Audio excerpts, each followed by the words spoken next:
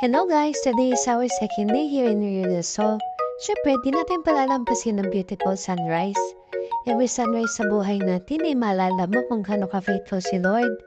Super maintain nga pala kalinisan dito sa resort. After manood ng sunrise, ay nag-breakfast muna kami para mag-ready sa aming island hopping.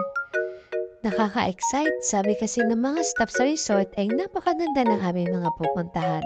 Sa bangka pa lang ay naaliw na kami sa linaw ng tubig. Unang destination nga pala namin ay ang San Jose River.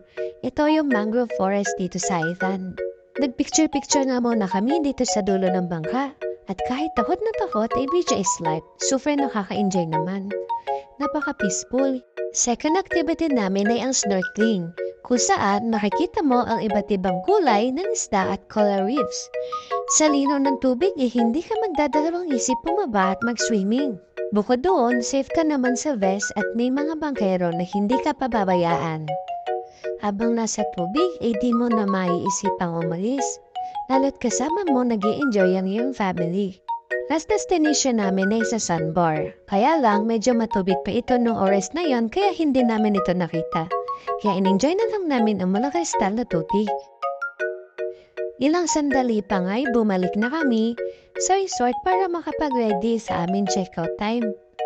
Mas na-appreciate ko ang beachfront ng Rio del Sol ngayong second day. Mas malinaw at payapa ang tubig. Nakarating na nga kami sa resort at iba na nga kulay namin dyan. After nga nito ay nag-full lunch kami para sa biyahe at sinulit ang perfect place na ito para sa aurahan. By the way, thank you so much sa aking sister at hubby. Super enjoy! Checkout time! By the way guys, bakang malalaki lang ang bumabiyahe dito. Pero kung may budget ka, pwede ka mag-private boat. Hinapan na nga kami bago nakasakay ng malaking bangka.